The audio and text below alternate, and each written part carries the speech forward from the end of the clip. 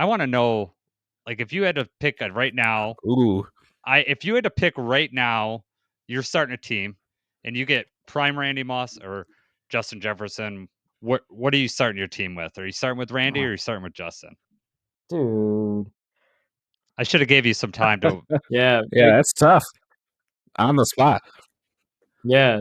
Making me pick a favorite child, you know? Oh yeah, well, it's all right. I hate doing this. I hate doing this, but I gotta pick Randy, dude. Yeah. I think we over leverage history. I think we over identify historical players as like historical greats is a little bit greater than they were because of the benefit of memory and nostalgia. And so I don't want to say something like it's like disrespectful to compare, especially statistically. Like obviously you understand where the comparison comes from.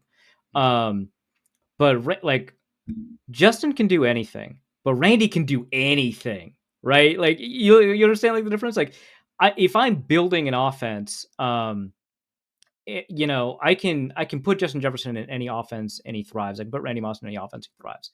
And you can build an offense around Justin Jefferson. Obviously, the Vikings have done that. Like the part of the reason that they hold on to the ball so much is because of how much they trust Justin Jefferson to get open late in a route concept or to improvise in a way that aligns with what the quarterback sees on the field. Like that's a really important. So they built the offense around him.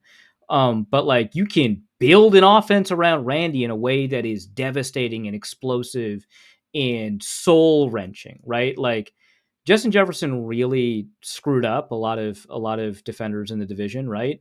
But like Randy Moss made the Packers draft 3 defensive backs in a row after his rookie year.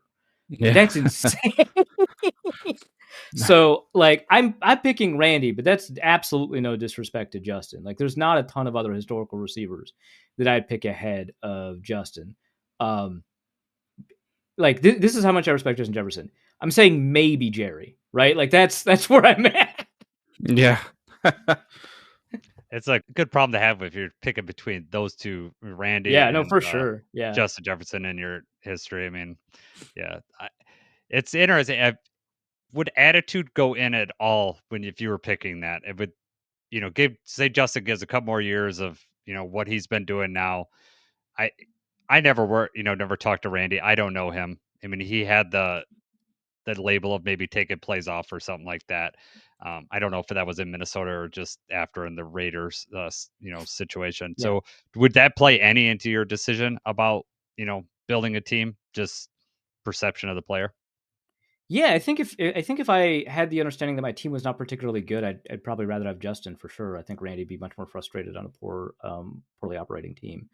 So I think that's fair, right? That's maybe a consideration that you'd have to make. But I think that just kind of generally speaking, I'd have Randy, even after you kind of take all of that into account.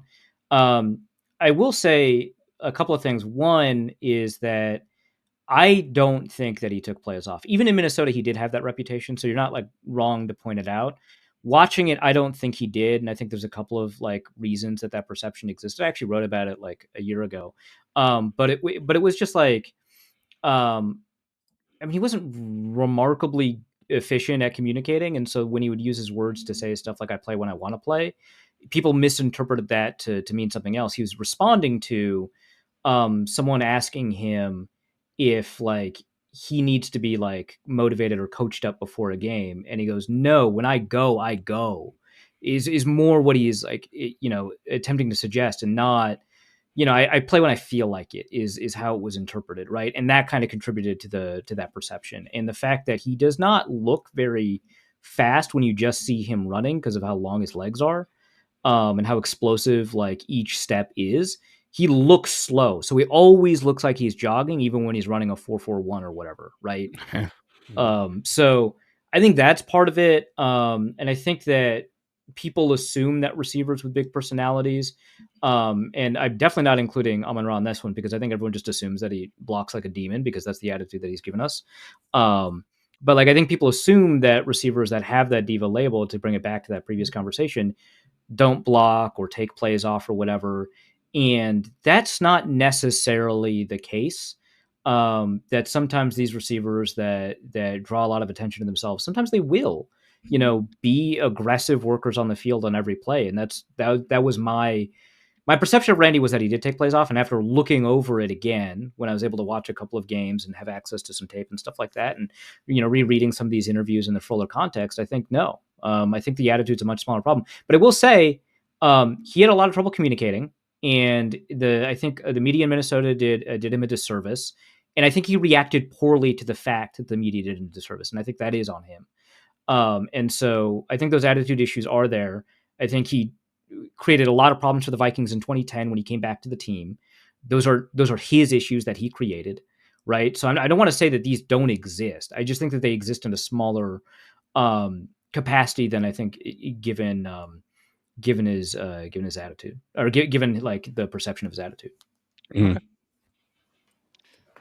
Good. Yep. Now I'm going to put you and Randy in a room, and you guys will talk out your now. Randy, come on the show. Yeah.